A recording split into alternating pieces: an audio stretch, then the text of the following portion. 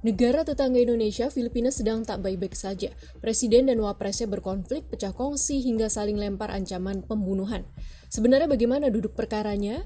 Dan melihat ke belakang, apakah jejak politik Filipina begitu panas dan berdarah? Awalnya Sabtu 23 November 2024, masyarakat Filipina dikejutkan oleh pernyataan Wakil Presiden Sara Duterte Carpio. Di dalam jumpa pers, ia mengaku telah mengontak seorang pembunuh bayaran. Pesan Duterte Carpio kepada pembunuh itu ialah jika dirinya celaka, habisi Presiden Filipina Ferdinand Marcos Jr., Ibu Negara Liza Araneta, dan Ketua DPR Martin Romualdez. Ia juga menuduh Marcos sebagai pemakai narkoba, korup, dan tidak becus dalam memimpin negara. Di dalam jumpa pers itu, Duterte Carpio menghina orang-orang terdekat Marcos. Lalu 2 hari berselang, Senin 25 November, Marcos Jr. buka suara soal ancaman ini dan menyatakan akan melawan. Kakabahala ang mga pahayag na narinig natin itong mga nakarang araw.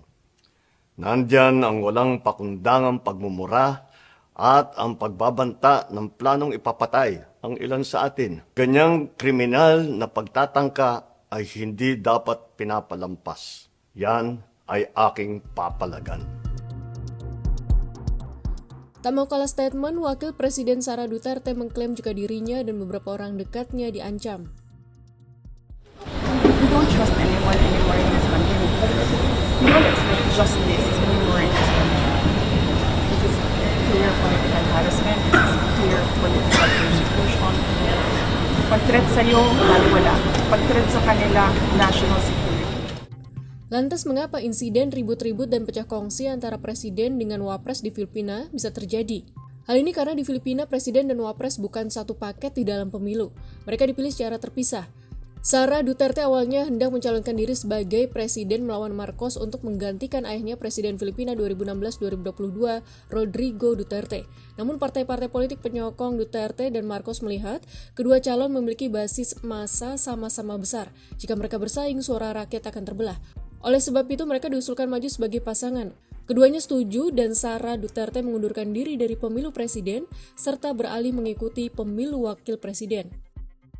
Dengan pencalonan sendiri-sendiri sejatinya membuktikan bahwa posisi wapres di Filipina memiliki dukungan yang nyata dan kuat. Apalagi jika disandingkan Sara Duterte dan Marcos Jr. sama-sama populer. Ini membuat wapres memiliki kepercayaan diri yang besar karena mengetahui bahwa ia bukan sekadar pasangan presiden, tetapi terpilih secara sah sebagai pribadi yang dipercaya rakyat. Dampak negatif dari sistem pemilu ini ialah tidak jarang presiden dan wakil presiden terpilih berasal dari partai politik yang haluannya bertolak belakang. Akibatnya, selama 6 tahun menjabat, mereka kerap bertengkar seperti yang terjadi saat ini. Meskipun Filipina adalah negara demokrasi terbesar kedua di Asia Tenggara setelah Indonesia, namun praktik demokrasinya penuh mara bahaya.